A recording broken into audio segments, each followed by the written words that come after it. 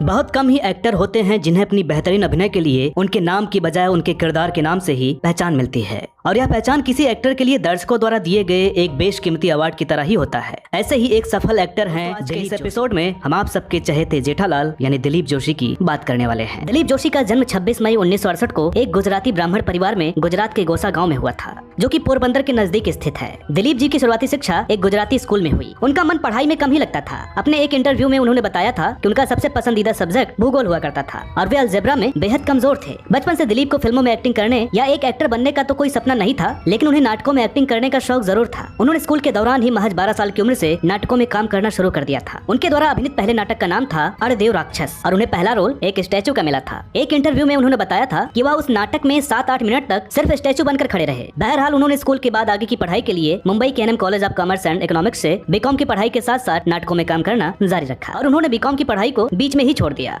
पृथ्वी theatre के group अवेतन रंगभूमि से जुड़ने के बाद दिलीप जोशी को शुरुआत में एक बैक स्टेज आर्टिस्ट के तौर पर काम मिला। शुरुआत में कोई भी उन्हें काम देने को तैयार नहीं रहता था, लेकिन थिएटर के प्रति हमेशा से उनका जुनून रहा, इसलिए वे जुड़े रहे। वे थिएटर के साथ इसलिए जुड़ना चाहते थे क्योंकि इसमें दर्शकों से सीधा जुड़ाव होता है। वे कहते हैं कि आपके चुटकुले पर एक साथ सैकड़ों लोगों की ताली और हंसी अनमोल होती है। उनका कहना है कि अगर उन्हें बैक स्टेज काम भी मिला तो उन्होंने कभी परवाह नहीं की। दोस्तों, एक्टिंग के साथ साथ दिलीप जोशी चुटकुले बनाकर सुनाने और मिमिक्री करने में भी माहिर हैं। बताया जाता है कि उस जमाने में उन्हें एक शो के लिए 50 रुपए मिला करते थे, जो 80 के दशक में जेब खर्च के लिए एक ठीक ठाक रकम ही हुआ करती थी। इसी दौरान उन्हें राष्ट्रीय प्रोडक्शंस की फिल्म मैंने प्यार किया में एक नौकर का किरदार मिला। वर्ष 1989 में रिलीज हुई यह फिल्म तो सुपरहिट रही, लेकिन दिलीप को कोई विशेष पहचान न मिल सकी। बहरहाल दिलीप नाटकों में काम करते रहे और इस दौरान उन्होंने हिंदी सिनेमा के साथ साथ कुछ गुजराती नाटकों में भी काम किया। वर्ष 1991 में वे पूरी तरह नाटकों में सक्रिय हो गए और कई नाटकों में काम करने के बाद उन्हें एक गुजराती फिल्म हुन हुंसी हुंसे लाल में काम करने का मौका भी मिला, जो कि वर्ष 1992 में रिलीज हुई थी। इस दौरान दिलीप का संघर्ष जारी रहा और तभी उन्हें फिर से राजश्री प्रोडक्शंस की अगली फिल्म हम आपके हैं कौन में एक सपोर्टिंग रोल में काम करने का मौका मिला। वर्ष 1994 में आई सलमान खान और माधुरी दीक्षित स्टारर इस फिल्म में ढेरों नामी गिरामी एक्टर्स होने के बावजूद दिलीप भोला प्रसाद के किरदार में अपनी छाप छोड़ने में सफल रहे। इस फिल्म के बाद दिलीप को कई और फिल्मों में काम मिला।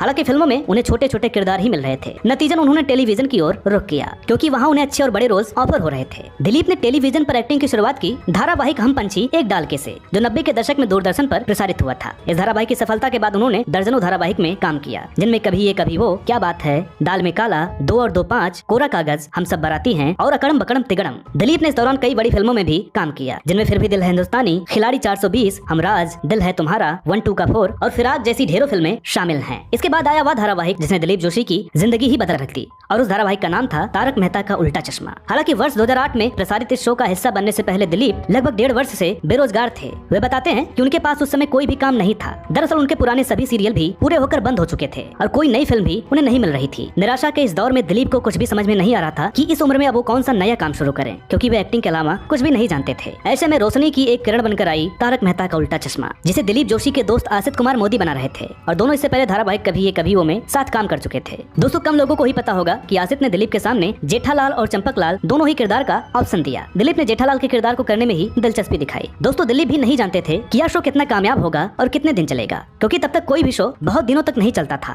एक निश्चित समय पर उसे बंद ही करना पड़ता था। लेकिन 28 जुलाई 2008 से शुरू हुआ यह शो आज 2021 में भी बदस्तूर जारी है और आज भी दिलीप जोशी इस शो के साथ जुड़े हुए हैं। इस शो की कामयाबी के पीछे सबसे बड़ा हाथ जेठालाल के किरदार का ही है, क्योंकि शो की कहानी जेठालाल के इर्द गिर्द ही घूमती है, जिसे दिलीप ने अपनी शानदार एक्टिंग से आज भी सबको अपना चहेता बना रखा है। दोस्तों, 13 सालों से लगातार लोगों के चेहरे पर मुस्कान बिखेरने वाले शो के 3000 एपिसोड्स पूरे होने के दौरान शो को मिलने वाले ढेरों अवार्ड्स के साथ साथ दिलीप जोशी को भी अब तक 16 से अधिक अवार्ड मिल चुके हैं। इस शो में दिलीप की कामयाबी का आलम यह है कि उन्हें उनके असली नाम की जगह घर घर में जेठालाल के नाम से ही जाना जाता है। ऐसा नहीं है कि यह करिश्मा उनके साथ पहली बार हुआ। इससे पहले भी उन्हें आसित मोदी के धारावाहिक कभी ये कभी हुए के दौरान उनके किरदार बासु और रमेश शिप्पी द्वारा बनाए गए धारावाहिक क्या बात है में सुब्रमण्यम रंगास्वामी के नाम से भी उतनी ही प्रसिद्धि मिली थी। एक इंटरव्यू में दिलीप ने एक ऐसी ही घटना का जिक्र किया था कि उनके धारावाहिक शो मंगल सावधान के प्रसारण के दौरान एक बार वे दुबई गए, जहाँ एयरपोर्ट पर एक अरबियन ऑफिसर ने स्टैंप लगाते वक्त उनके आईडी कार्ड पर लगी उनकी फोटो देखकर दिलीप से उस धारावाहिक में उनके दोस्तों के किरदार का नाम लेकर पूछा कि वे दोनों कहाँ हैं। इस बात से दिलीप को बहुत आश्चर्य हुआ कि उन्हें अरेबियन लोग भी पहचानते हैं। दोस्तों, खाली समय में किताबें पढ़ना पसंद करने वाले दिलीप क्रिकेट खेलने के भी शौकीन हैं, लेकिन अपने शो में व्यस्त होने के कारण अब उन्हें खेलने का मौका नहीं मिलता।